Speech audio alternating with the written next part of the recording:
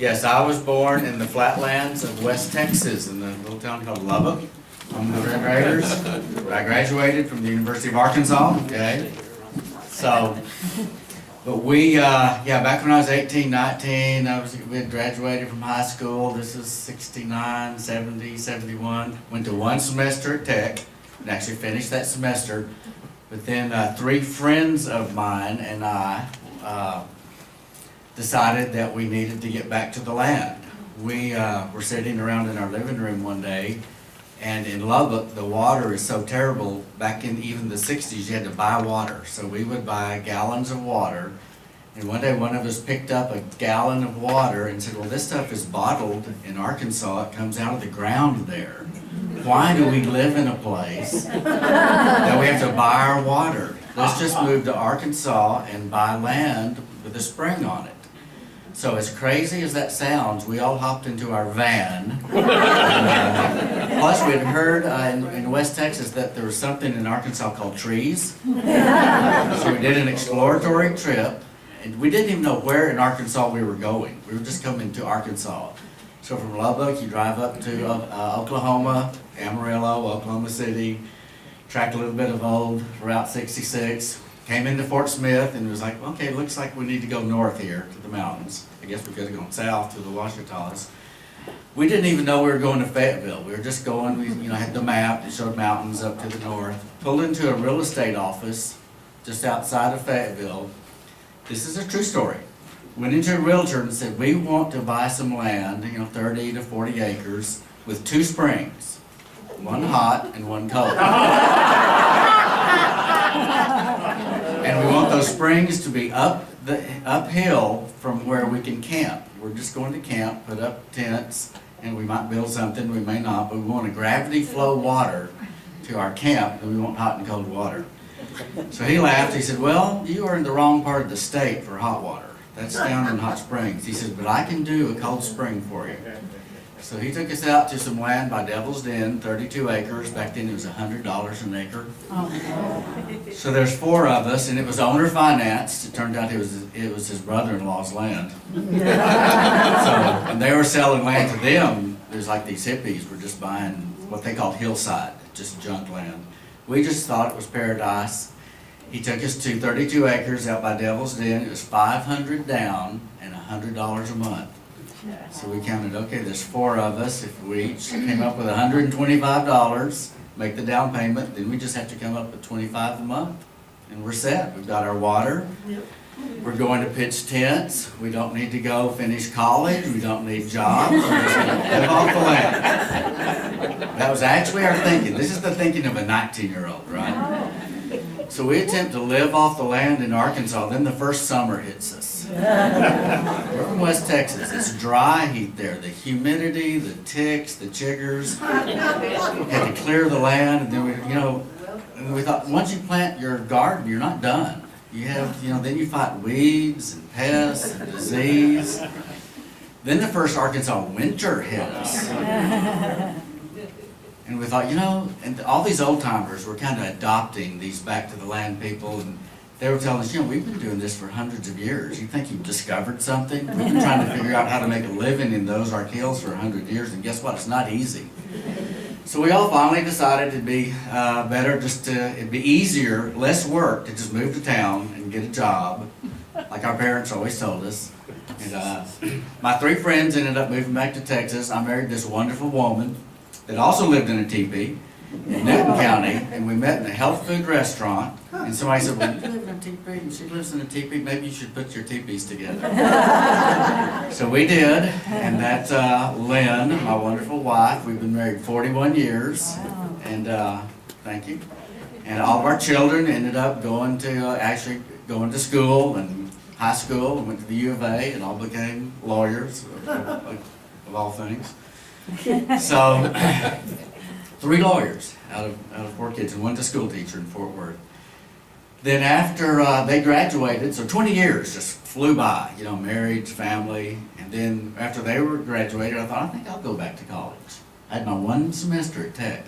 So I'm getting to our presentation here. So I went to University of Arkansas, transferred my 1 semester credit from Texas Tech, They actually took it 20 years later and entered the University of Arkansas at age 45 as a freshman. Very non-traditional. I'd walk into class and all the students were like, he's the professor, right? I'd sit right up front and they're looking at me and I'm like, I'm just a student like you guys. So I graduated in '99, got a job at the Regional Planning Commission in 2000, and then we started, our first task was to do a transportation plan. So we were doing a plan for not only highways, but bicycle and pedestrian friendly facilities. And I'd studied the Butterfield Stagecoach in college as a geography assignment. And we decided to use the Trail of Tears and the Butterfield Stagecoach routes and the Civil War troop movements in the two counties of Benton and Washington County to make our bicycle and pedestrian plan. And that has come to fruition to a large part in the two counties. So we're very proud of that. I retired from the Regional Planning Commission in 2015, December 31st, 2015. So that's why I'm here now. I'm retired. I'm not working.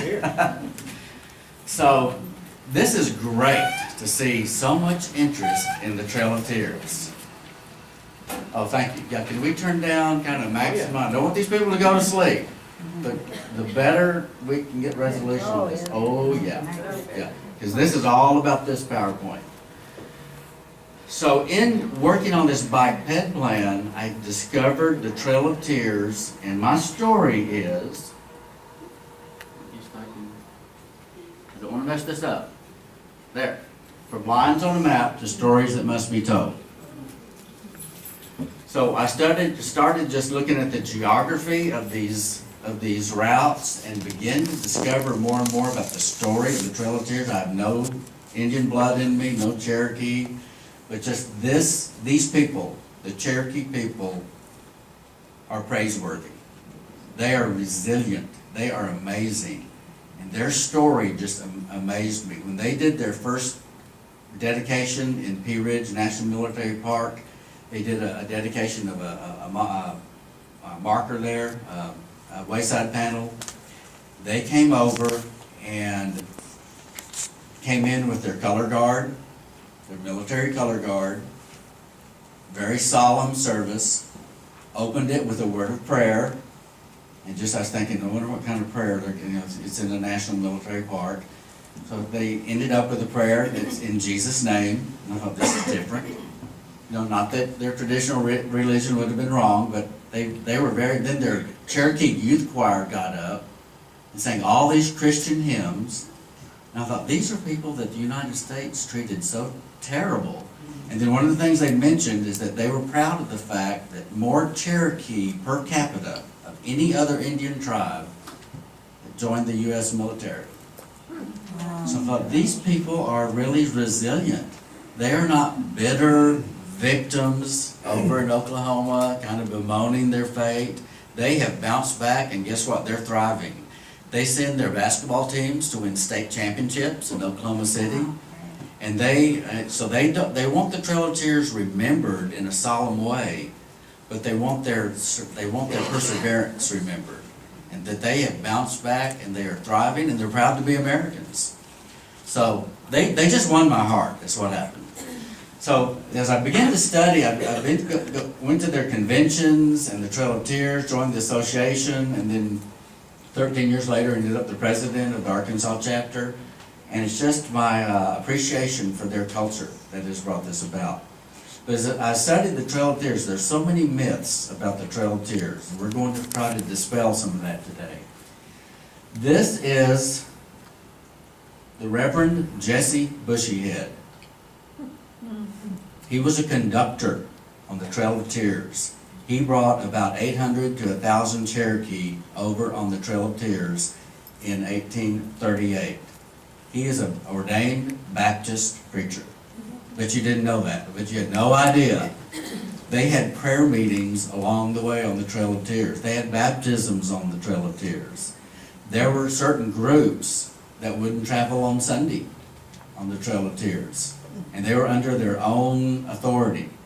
Once the first removals kind of fell apart, they said, give us the dignity of removing ourselves. They went into their own contingents, detachments, and they kind of ruled themselves on the Trail of Tears. So some of them were, some of them had Baptist affiliation. The Benz route that came through here had a large contingent of Methodists. There were some Congregationalists. So here's a typical Cherokee lady from the 1830s, and they certainly had, the majority had their traditional religions, but they were a very studious people. They debated between baptism and Methodism and Congregationalism and the forms of, the Christian denominations. They had schools, they had teachers, they had a form of government. So they are just an amazing people. We're going to see a little bit more about Jesse later on. So my story is from the lines on a map, the stories that must be told. So here is the beginning, the lines on the map. These are the homelands of the Cherokee. So you've got northern Alabama, northern Georgia, North Carolina, and Tennessee. Kind of the center of their homelands. As we study this, the full-bloods were more in North Carolina, more in the hills. Down here in Georgia and Alabama, the Indians were adopting the white culture. Some of them ran plantations. Some of them owned slaves. We're going to see some pictures of a place that will amaze you that was in northern Georgia. But this was their homeland. They were removed. They were forcefully removed. And so the lines on the map, most of them came this northern route. This is the Benz route that came right through this area, just south of here in Baxter County. This was the Bell route, but the first routes were by water. And they came up the rivers, down the Mississippi, and up to Arkansas. So we'll look at that a little bit in more detail. But as you can see, it wasn't just one route. The Trail of Tears wasn't just one route. They broke up into 17 different detachments of around 1,000 each, and came at different times on different routes. So it's a very, just the lines on the map are very complicated. Look in northwest Arkansas, how complex that is. They came down from the northern route, split up into 3 different contingents to come over to their assigned depots in the Indian Territory. We'll get back to those lines on the map. Here's the old country. I was talking to somebody, said they've been in, there's valley towns, North Carolina, Cherokee is up around in here. Beautiful, beautiful country. And interestingly enough, when we went to Cherokee, North Carolina, it looks a lot like here. And once they got across Illinois and the Mississippi River and started to hit this part of Arkansas and southern Missouri, they probably started feeling, you know what, this is kind of like home. They got back into the hardwoods and the oaks and the ash and some maples. But this is their home country. This is where they were rounded up. So that's a very, very interesting map. So this is Georgia. So that's why all these states are involved. Okay, kind of a timeline. Bad news for the Cherokee, 1828. Andrew Jackson was elected president. He's not a friend of the Cherokee. A lot of Cherokee are actually a little bit offended that Jackson's image is on the $20 bill. Is that? And one of the reasons why they're particularly offended is Andrew Jackson became famous at a battle in Florida, I believe it was the Battle of Horseshoe Bend, where his troops whooped up on the Creek Indians. You know who were the scouts for Andrew Jackson? The Cherokee. They were his scouts. They went down and showed him where the Creek villages were, led them to the Creek villages, snuck into one Creek village at Horseshoe Bend. Cherokee snuck into the village, set it on fire, and then when the Creeks were fleeing their village on fire, Andrew Jackson's men basically just, from the perimeter, picked them off. So who took all the risk there? The Cherokee. So they thought, hey, Jackson's our guy. When he gets elected president, all this noise of removal, and Georgia wants us gone, and Alabama wants us gone, they thought he would be their friend. No, not so much. One of the problems for the Cherokee was gold was discovered in North Georgia. And you know what happens when the whites discover gold? They want it, right? So this gold was discovered in northern Georgia. Georgia began to pass the Anti-Indian Acts. And then in 1830, Andrew Jackson got the Federal Indian Removal Act passed. Some of the Anti-Indian Acts were that after these acts were passed in the state of Georgia, not federal, the state of Georgia was really a bad actor in this deal. They passed laws that if an Indian had property that had gold on it, the Indian could not mine the gold. They had to go in partnership with a white to mine the gold. An Indian could not testify in a court of law. They had no standing. If there was a murder and there was a question about who did it, you had to have to get an Indian acquitted or anybody acquitted, you had to have a white testimony as to how it really happened. Indians had no standing in the courts in Georgia.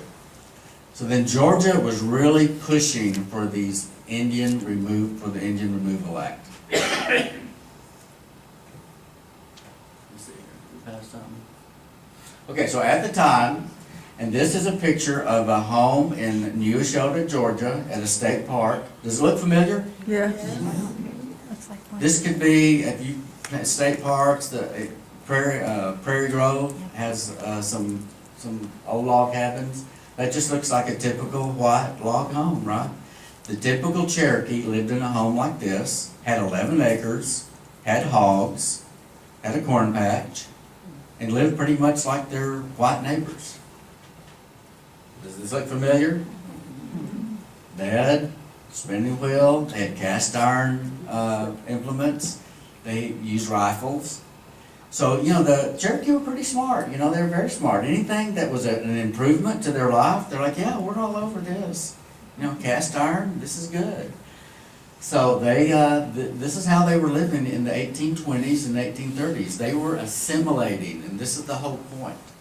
Because Andrew Jackson and the Congress at the time were making the case, well, these Indians are too savage, they'll never assimilate, they need to get out of here. Really, the other side of the coin is, we need their land. Mm-hmm. They have good plantation land in northern Georgia, and we found the gold, so they need to get out of here. Because the Cherokee were absolutely assimilating into the European culture. Keeping some of the best of their culture, not saying that, but they were getting along real well. In fact, Wow. this is a Cherokee home.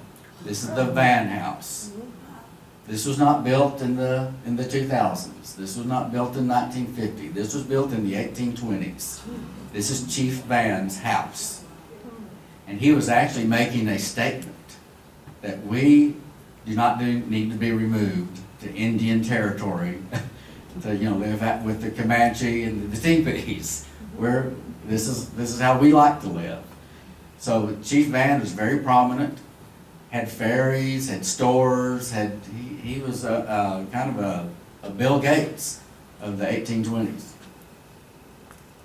This is the inside of his house. Just, little dolls. This is in the area of Neosho. So the Chief's Van House is near here. This is part of the tribal government. In Neosho, Georgia, they had their capital, and they had an executive branch. They had a new constitution, patterned after the U.S. Constitution. They had their written language. They had their schools. They had a printing press. They printed a newspaper that had a circulation even over to Europe. This is in the 1820s. They had Cherokee in the 1820s. So the idea that they just needed, that they would never assimilate, that they needed to be removed, was just a myth, just made up. So here's another one of their government buildings. They had a judicial branch, executive and legislative, just like the U.S. Constitution. And this is a friend of mine that went out to Neosho, and we took all these pictures. And this is a rebuilding of their structures. Okay, so back to our timeline. In 1832, after the Indian Removal Act, and after the state of Georgia had the anti-Indian laws, one of their laws was that if you wanted to do business, if a white wanted to do commerce or business in the state of Georgia with the Cherokee, you needed to register with the state of Georgia. So you had this missionary down there, Samuel Worcester. He was a Congregationalist. He was already in Georgia. He had been invited into the Cherokee Nation by the Cherokee. He had permission from the federal government. In fact, in those early days, separation of church and state notwithstanding, the U.S. government was actually funding missionary work in the Indian nations to help the nations assimilate. So I think by the 1830s that had stopped, but he had originally had this federal permission, maybe even a little subsidy, to go down and work with the Cherokee, and a lot of it was teaching them how to read and write and set up their schools. So in the state of Georgia, they decided that even the missionaries needed to register. So Samuel Worcester, based on principle, said, well, guess what? I'm here by permission, invitation of the Cherokee, with permission of the federal government. I don't need to register. I'm not going to register. So do you know what the state of Georgia did? They threw him in prison. They went and arrested him. Threw him in a Georgia prison camp and sentenced him to 4 years of hard labor. So the Cherokee were outraged. The Boston, the New England missionary societies of the day were outraged. Ralph Waldo Emerson was outraged. So there's this big furor about throwing this guy in jail. It's like a big deal. It wasn't just a little quiet subscene of American culture. So the New England missionary societies took this thing to the Supreme Court with the help of the Cherokee Nation, the Jesse Bushyhead and friends of the court, and Ralph Waldo Emerson. The New England newspaper editors were writing editorials about it. So it went to the Supreme Court, and the Supreme Court ruled in favor of the Cherokee Nation, ruled in favor of Samuel Worcester, and told the state of Georgia that the state jurisdiction does not apply to the affairs of the Indian nations. States versus federal. This is pre-Civil War, remember this. So the Supreme Court Justice was Marshall. So Marshall ruled that the state of Georgia should let him out. Andrew Jackson refused to enforce the judge's ruling.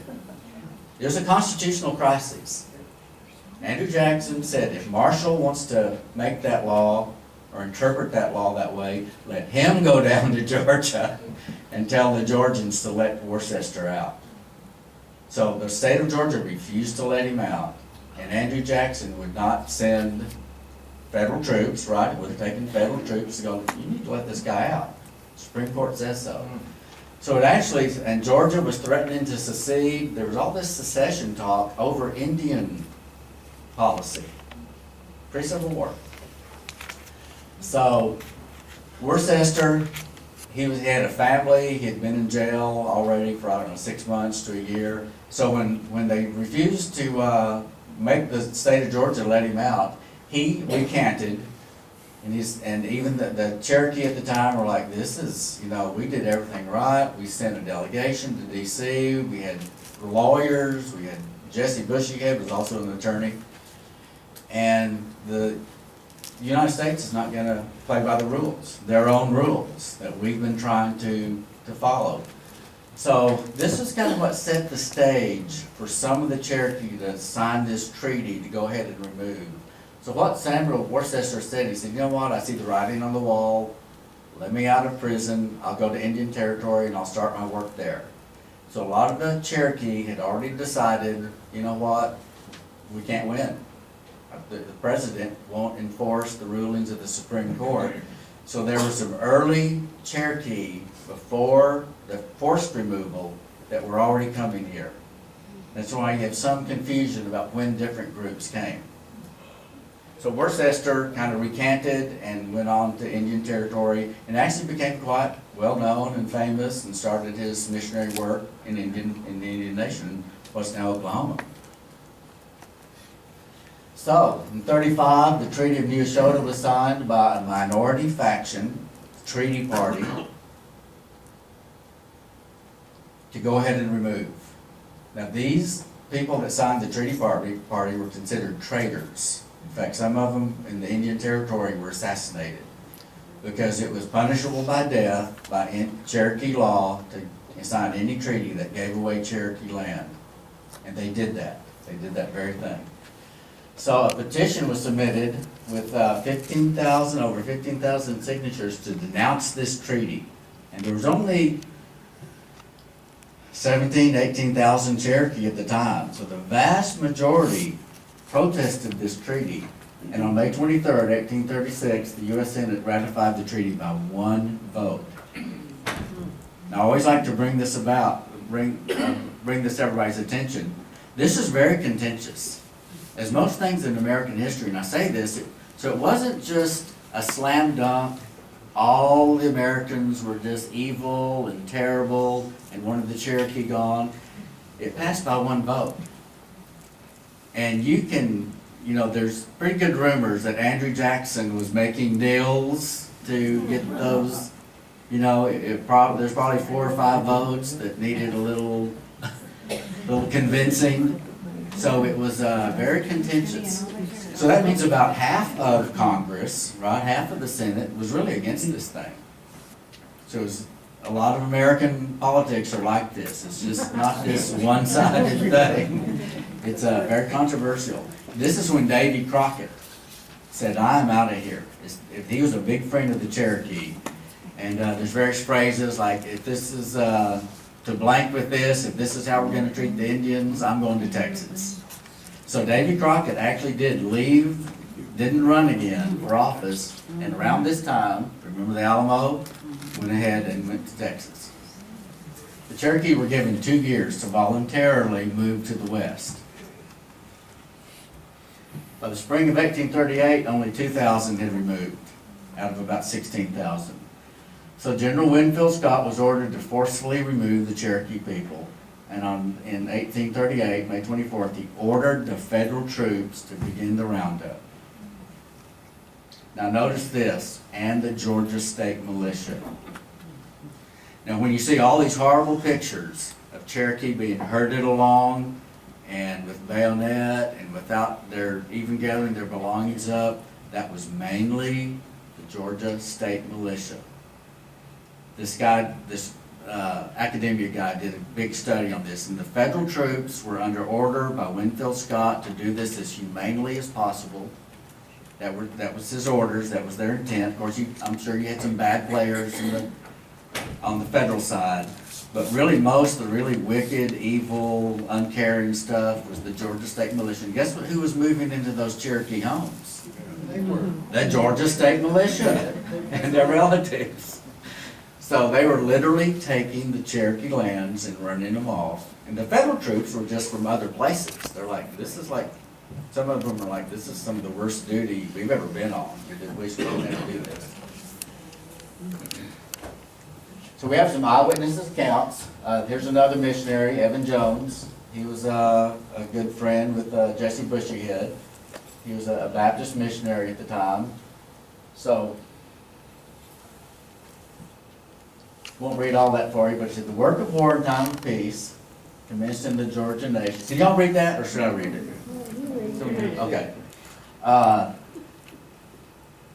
It's being executed in an unfeeling and brutal manner. They were driven before the soldiers through mud, water, whooping, and hollowing like droves of cattle at Ross's Landing, that's Chattanooga, Tennessee, the place to which most of the Georgia Indians were brought. The scenes of distress defy all description.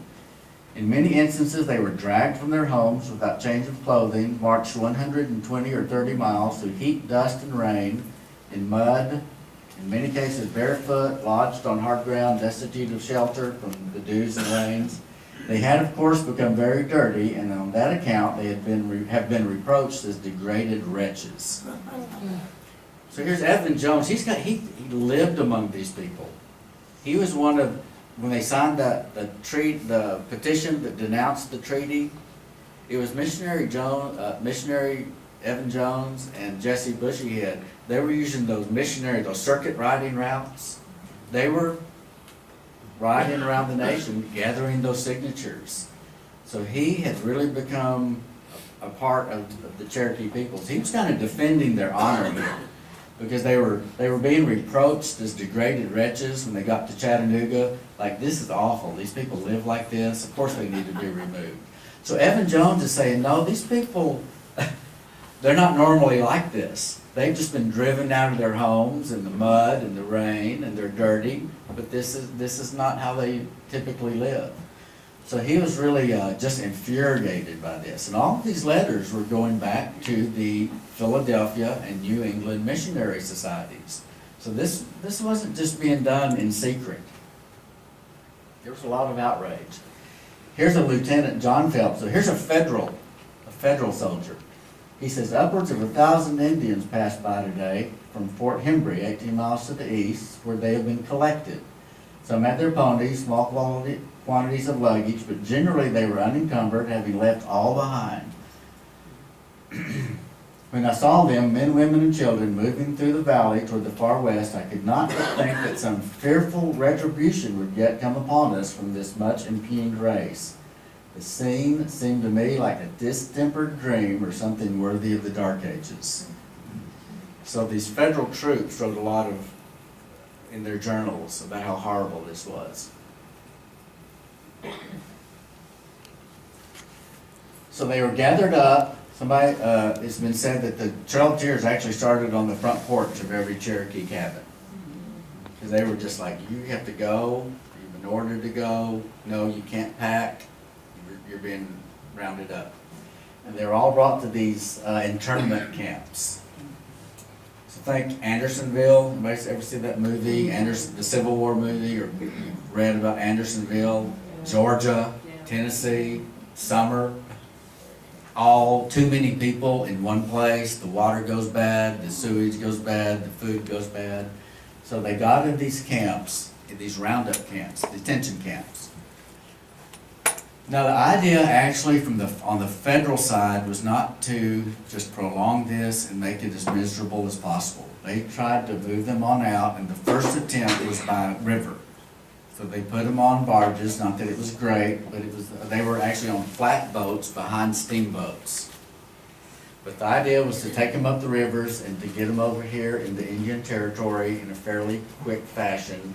And weather just worked against them. That turned the summer of 1838 turned into one of the hottest, driest summers in Arkansas.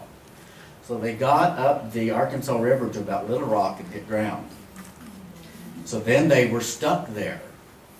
So they didn't have wagons, they didn't have horses, so they didn't have supplies. So all these stories started getting back about how horrible the river route had been. So the Cherokee back here in these internment camps refused to get on the boats anymore. And they said, look, we give up. We understand we've been beaten. You know, went to the Supreme Court and lost. The treaty was passed. Votes were bribed in the U.S. Senate. So they said, if you'll give us the dignity of removing ourselves, we will voluntarily just tell us where we need to go and we'll get there. So they were given permission to do that by General Winfield Scott. And so the bad part about that, though, was the river route shut down, and they ended up having to gear up for this overland route for several months. So they got stuck there in those Georgia and Tennessee internment camps while they got horses and wagons and supplies. So it just became awful in these camps in that summer of 1838. So actually, once they started, it was a relief. Can you picture that? To get out of the camps where they could camp, they could hunt, they could fish. They had been given provisions, the money to buy supplies along the way. The sad thing, though, is then that winter of 1838 turned into one of the coldest winters on record. And the Mississippi River actually literally froze up. So some of them made it across in time and got over here relatively with a good trip in terms of immigration, you know, pioneers. I mean, bad things happen anytime you're traveling that distance. But some of them got stuck on the wrong side of the Mississippi, and it turned terrible again right in here, and the winter, and the death, and the dying. So kind of my point is there, just all these circumstances worked against them. It wasn't all this plan of the federal government to make it so terrible that it became terrible. It was terrible, but the hope was to get them removed and situated in there. Of course, to start all over here. But it just got worse and worse and worse with the delays and the weather. So locally, a lot of them came down the northern route, and I'm not going to get into a lot of this. I live right here in Fayetteville, so we study this like crazy, what happened when the various detachments came down. They'd been put in parties of 1,000. They had their own Cherokee leaders, and so they had been given different depots to report to. So some of them are here, this is around Maysville in Arkansas. This is Westville, just north of Stillwell, and then this is Stillwell. So they've been given orders that subsistence will be waiting for you here. You've got to feed yourself along the trail, but if you can get here, there'll be supplies. Of course, that was kind of a big joke too. So, but that's why they split up here in northwest Arkansas. Now in this area, here's Batesville, so we're right up in here, right? So this is the binge route. This is the route that came through your area. And the binge route was a party that started in Fort Payne, Alabama. They got kind of a late start. They didn't start till September of 1838. And they got hit by that terrible winter. And so they didn't get to the Indian Territory till January of 1839. So they would have been coming here in really early 1839. We look at a map of where we think. They camped at Iuka, Arkansas, January the 5th, 1839. Okay. And I'm here to just say, this crowd, probably people in this crowd know more about the binge route in this area than I do. Because in Randolph County, they're studying it over there. They know more. I mean, they studied where did they cross, where were they. So I'm not, the Arkansas Chapter 12, we're not know-it-alls. We're even in northwest Arkansas, there's still a lot of mystery. And you're going to see some signs here. We can't put the signs up, these original route signs, until we have good information. So, and I'm kind of a stickler on, we need to know, we know. And if we don't know, let's just say it. That, we're guessing in some places, like especially when they came through Fayetteville and now it's all gridded up. We don't know how they got from A to B. We know A and B, but we don't know how they got between the two. So any local information, we're going to be looking for that. So, but once we determine where they went, this is in Pea Ridge, we can put up these signs. Here are some of the groups. So here's Bell, Daniel, Brown, Hicks, Taylor, Hildebrand, Binge. Binge is the group that came through here.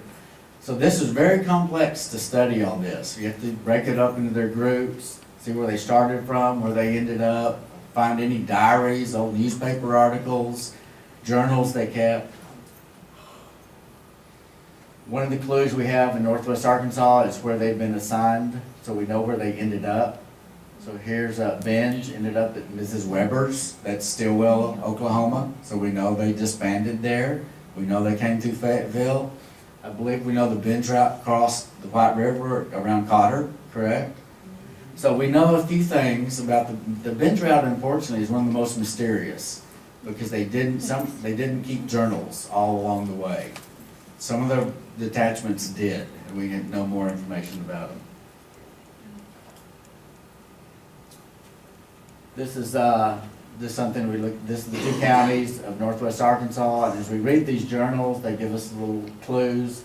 We need to do this for Baxter County. We need to do this for the Binge route all the way across. The exciting part about this is ongoing research. We don't have all the answers. In fact, people in this room can probably give us some answers. So this is kind of my personal story here. This is where it became personal to me, is in northwest Arkansas, this B.B. Cannon journal We study this for these geographic clues about how they came. This was in 1837. If you're really astute, you'll go, wait a minute, that's before the forced removal. This was a treaty party, that they forged the way for the northern route. And this journal, kept by B. Buchanan, is just got a lot of information. So they're giving us things like these little cryptic, halted at McMurtry's, that's in Missouri. Came down into Reddick's, that's a place I'm gonna show you, that's in Arkansas, that's at Pea Ridge National Military Park. Stopped at X Hollows, that's a place in northwest Arkansas. Cane Hill, Cunningham's, Coulter's, these are places we knew, so there's points on the map. But my personal story is, being a geographer, we were reading this for geographic clues. I was reading it one time, and I'm thinking, wait a minute. They buried Goddard's grandchild, December 22nd. Buried Rainfrog's daughter, December 23rd. You get down here. Buried Alcee Timberlake, daughter of Charles Timberlake, December 27th, 1837. They buried 3 children in just a few days. And that's where this became, from lines on a map to stories that must be told. So we got interested in this little girl, Alcee Timberlake. Notice, they were at Coulter's, James Coulter's in Cane Hill, Arkansas. So this is just an amazing piece of history. That journal was discovered in a completely different location than this receipt.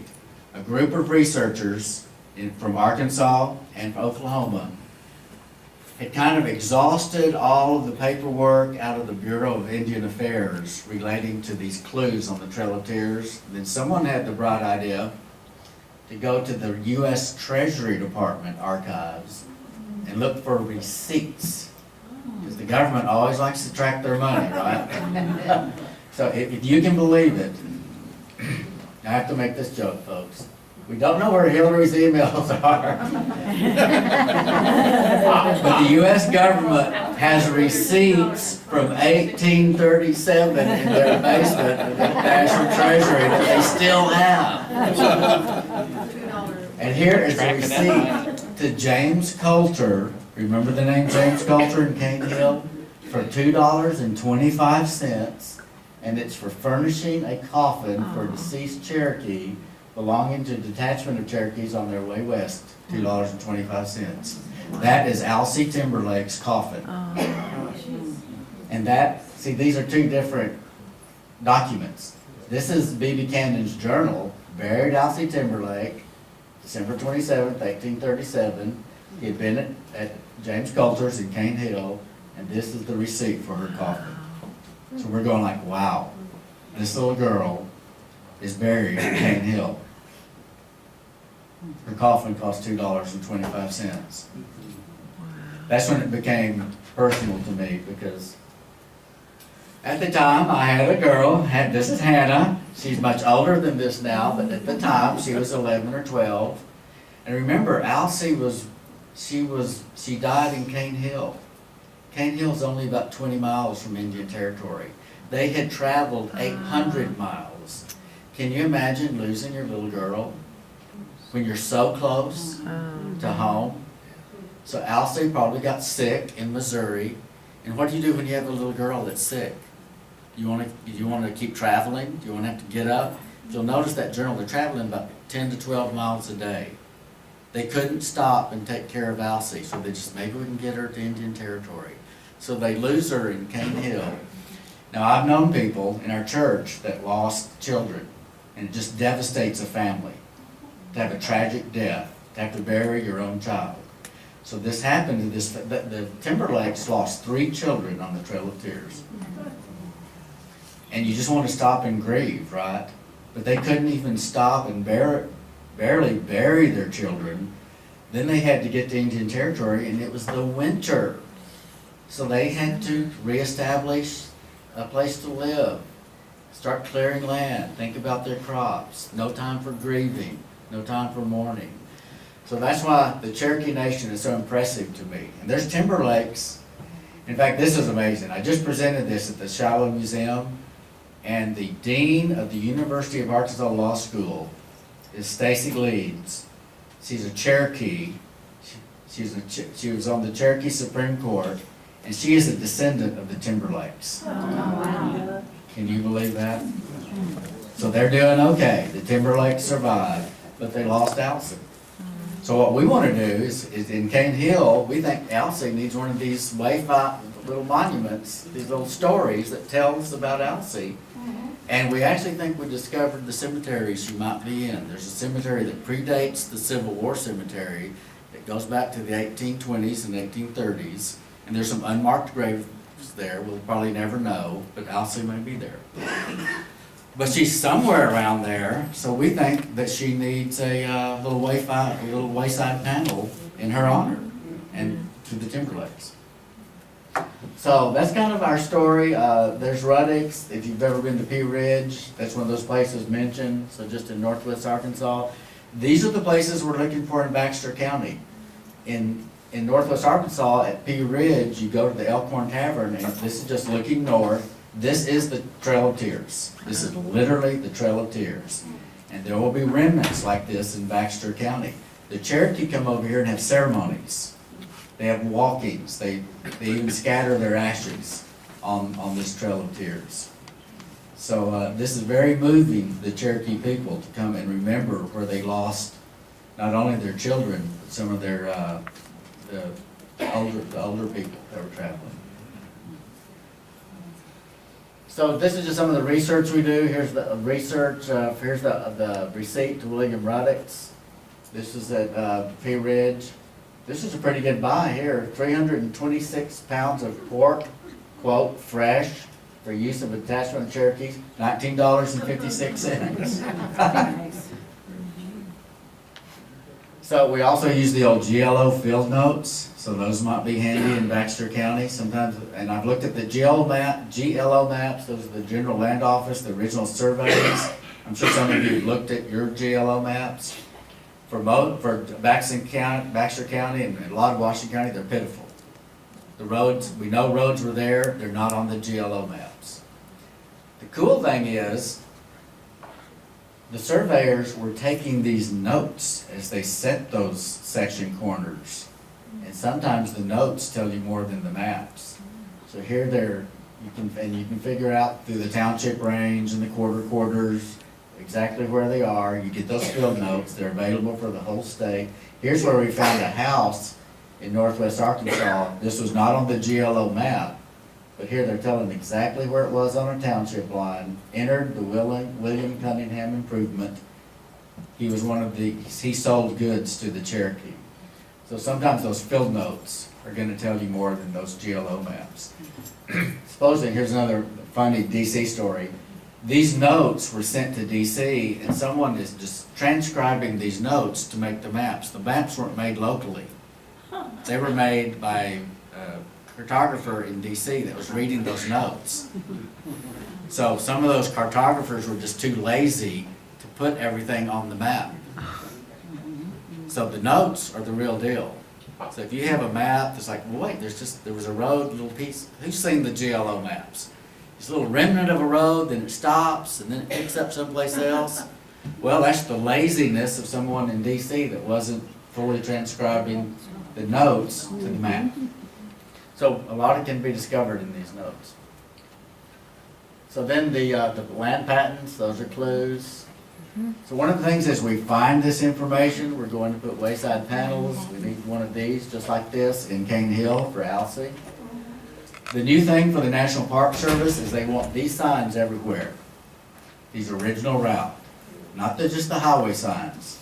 And AHTD, bless their heart, these historic signs they put up, the Heritage Trail, they followed the nearest state highway. They did not follow the original route. So, National Park Service and the Trail of Tears Association, we want to mark the original route. We have So- most of it identified in Baxter and Izard County and are getting ready to put up our own signs. Awesome, I need to get with you after this, because that's the kind of local research they're doing. In Randolph County, they have a lot of it. In fact, I didn't Figured out say too. earlier, but on September the 10th, anyone that's interested, we will be taking a driving tour from Melbourne to Calico Rock along what was the Trail of Tears. Very good, very good. And you need something that can be on a dirt road. So, yeah, and once we get these documented, those routes, and it has to pass, I'm not saying your research won't, we have to document it enough where you send it to the historian in Santa Fe, but they're good people.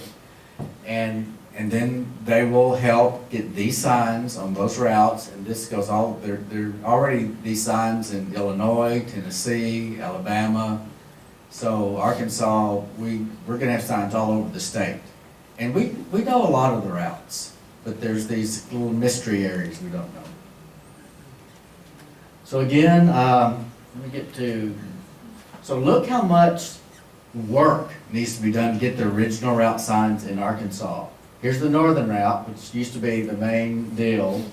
So a lot of Northwest Arkansas. But when they passed the new legislation several years ago that opened up, officially declared the Benz route to be on the National Historic Trail, that just is a huge deal for Arkansas. The Bell route was another single group. The Benz route was a single group that took different routes. About 13 groups came on the northern route. But the Benz and the Bell have really opened up a lot of opportunities for Arkansas to get these signs. And then, you know, let's not forget the river route. The river route in Arkansas was a huge deal. And especially because you had all the stories of not making it far enough and having to get out and then walk anyway. So a lot of work ahead of us. Again, concentrating on this area. Here's Batesville, here's our area. Now, one map I have, and I hope this relates to the research here. But this is a map, this purple here, so here's Cotter, here's Norfolk, so Smithville's down here. They came down into Randolph County around Pocahontas. So part of 201, but then it branches off and goes, we know they crossed right here. So I think this is the work of maybe Mark Christ and Tony Feaster, maybe working with Dan Littlefield. But I'm the first one to say this was just a best guess that's probably 8 years old. So we are definitely interested in anybody that has new or better or more accurate research. Do you know why the bench route has the dip they have in it, where they went down to Batesville? Yes, just that, and there's kind of a debate. Some of them came down and then to get their supplies done. You know why they went to Batesville and went from Smithville? Smithville was known as Smithville because of the Smiths, the blacksmiths there. They went on to Batesville because John Ruddle Bench was the namesake of Abraham Ruddle, who lived at Batesville. So they went where they knew they would be safe. Okay. And then they came on up to Athens to meet John Paxton Houston, brother of Sam Houston, who was the first clerk of Izzard County, because they knew that would be a safe place. Great information.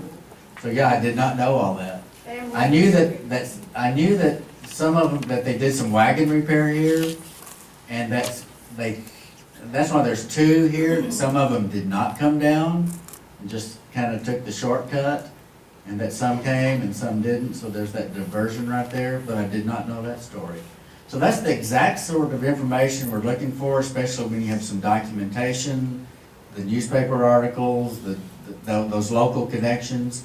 And yes, there's kind of this idea that the Benz route had Methodists with them, and they knew people. They had already, the early settlers had already come back and forth several times. So they were going to people that they knew. The Milligan Methodist campground is at Smithville, Okay. which is where they stopped and split. And interestingly enough, they came through Cane Hill, and there was a Methodist congregation in Cane Hill that the Benz route came through. So very, very interesting. We're finding more about why these detachments took the configurations they did. A lot of them had military connections. A lot of them had religious affiliation connections. So there's a reason they didn't just go eeny, meeny, miny, mo to assign these groups of approximately 1,000. They had these natural relationships. Question back here? Yeah, question, and I'd already been thinking, but that adds to the question. if they're not being, the ones that volunteered, if they're not being escorted by federal troops, is there any accountability in Oklahoma that all 1,000 shows up? Because I don't know why some of them wouldn't just stop and stay there and establish their life. Yeah, they actually had committed to, and there's muster rolls in the east, and then they compare it to when they got there. So they actually did this. So there's kind of this, not that many people dropped out, because they did this accounting of how many started, how many ended up, how many died, how many births. And so there's a lot of kind of stories about, well, my ancestor dropped out on the Trail of Tears. That mainly goes back to the old settlers that were already here, because not that many, some of them may, but just large groups didn't just drop out. Because they had promised to end up in Indian Territory, and then they were taking notes on the other end about who showed up and which group. It was all, and we have a lot of, they call them the muster rolls. And we have a lot of that information. What was the price they paid if 700 out of 1,000 showed up and they couldn't account for it by death? You know, there probably wasn't accountability because they had been given a per head fee to remove them. So I don't know what the penalty would have been, but there was some accountability. And then there was, I mean, they fussed about the money for years after this removal. Okay, back here. John Ross sued to be paid extra additional money because everyone arrived safely. What is still a debate between the Indians and the whites, which those of us within, my ancestor was George Hicks that led the route through Fort Smith. Okay. And what they don't tell everybody, that we're beginning to tell, is that they were paid half of it at the beginning and the other half at the end, and the other half at the end was on how many successfully made it. And so if you lost too many people, you didn't get paid for those people. And so what happened is there's no accounting for the people that walked behind. My 3 times great grandmother had 2 wagons and 15 slaves on the muster roll. Mm-hmm. A wagon cost $5,000 at that time. These were not poor people. So when they had people die, they were replaced by the people walking behind them so that they got paid the full amount of money when they arrived. Yeah, and not only that, but a lot of people they said that this was like a little economic stimulus for the state of Arkansas. Yeah, good time. So, you know, it's kind of follow the money, but there was a lot of Little Rock money and these suppliers that were selling these, you know, the fodder and the corn and the ferries and new horses along the way. So yeah, there was a lot of money Sir, being transported. are we sure, do we know where they crossed the White River? I don't. Crossing the shoals just south of Norfolk, just north of Norfolk.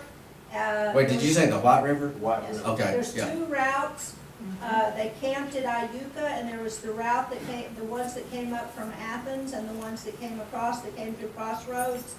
They camped at the place between 2 springs, which is near Iuka, and converges on Norfolk. So So is that north or south of Cotter? it's southeast. Okay. Southeast. Yeah. They crossed there, but then they had to cross back because when you take that route up through there, we followed it along the river. They had to cross and cross back, but there was a large Indian settlement at the North Fork that they crossed over, but that was the only place they were allowed to cross over. Our family was here in 1817, and the people that were on the south side of the river considered the people on the Trail of Tears as traitors. Mm-hmm. And so they were not allowed to cross the White River between Batesville and Norfolk. Interesting. But where did they cross the Cotter? They crossed somewhere up above Cotter, just above Cotter. Hurstberry's where it's known that they crossed. Are we sure that's where it was? I've heard that. According to the old papers, the newspaper articles and the writings of A.C. Jeffrey and, I can't remember his name, there's another gentleman that wrote about seeing them cross there At Hearst. at Hurst. Okay. And I have a question in the back there. Right, this may have been holding thing up wrong. Okay, yeah, go ahead. Just to little aside there, you talk about the brutal removal from Georgia. Yeah, Mirbeau B. Lamar, look that name up. He was one of the men supervising the removal. He went to Texas, fought in the revolution of Sam Houston, betrayed Sam Houston.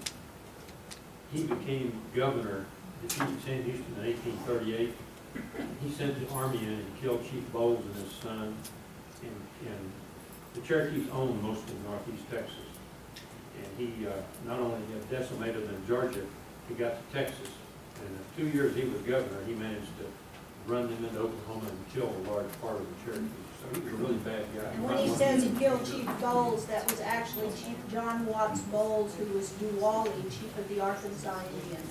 yeah, they're still Cherokee down in Texas. So this story is very, you know, the old settlers, then you had the treaty party, then you had the forced removal. So when they got into Indian territory, there was a lot of hard feelings. In fact, there was assassinations. And then, interestingly enough, in the Civil War, there was Confederate, and a lot of the Indians owned slaves. So, Just well, Stan Waddy burned the Baptist mission there too, because the Baptist missionaries were anti-slavery, and then they were more integrated with the forced removal, and then the treaty party was more the slave owners. So they split back up again and fought each other in the Civil War. Okay. It wasn't just the Cherokees that were forced to move, it was also the Creek. Oh, absolutely. The Yeah. Seminoles, the Right. Choctaws. Yeah. And the Choctaws were actually the first ones that moved. Yeah. And of 20,000 Choctaws that went on the trail, only 12,500 survived. Yeah, the Arkansas chapter tells that whole story, but up here we're doing the Yeah. Cherokee removal. So let me finish up here. We have people trying to get on out of here, but we have that map that's Isn't that blue line old military road here? part of it, yeah. So, just want to wrap up here that we're not making all this up.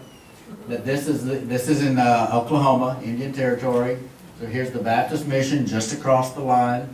It says the Reverend Jesse Bushy Head settled here in 1839 following the Cherokee removal from the east. Held church services at his home until the Baptist mission was established in 1841 by Reverend Evan Jones. All these names in the east show up in the west.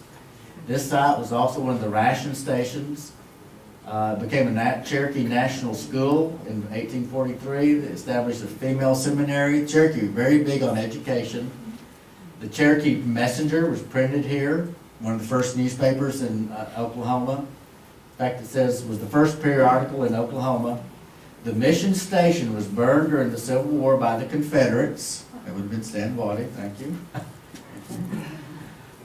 Because of the anti-slavery teaching of the missionaries. Okay? While the mission was never rebuilt, the church was continued, and the present church building was built in 1888. You can go over there and go to church in Westville, Oklahoma, and this church that was started by Evan Jones and Jesse Bushy Head. They're still having services. Jesse Bushy Head is also known as one of the first circuit riding preachers here in Arkansas. There's a town outside of Cherokee Village known as Stewart, because his name is Jesse Stewart Bushy Head. Yeah, he was quite the famous guy. So he's actually buried here. Well, there's that girl again.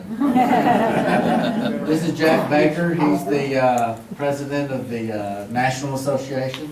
And just to wrap up here, here's the Reverend Jesse Bushy Head, and they thought so much of him. They put a little saying on his gravestone. This is from Lines on the Map, and this I'm hearing these great stories, and they're important, but then the stories that go with them. So they said, born in the Cherokee, this is right off the gravestone, the headstone there. Born in the old Cherokee Nation in the East Tennessee, September 1804, died in the present Cherokee Nation, 1844, young, 20 years old. And it says, well done, good and faithful servant, thou hast been faithful over a few things, I will make thee ruler over many. Matthew 25:23.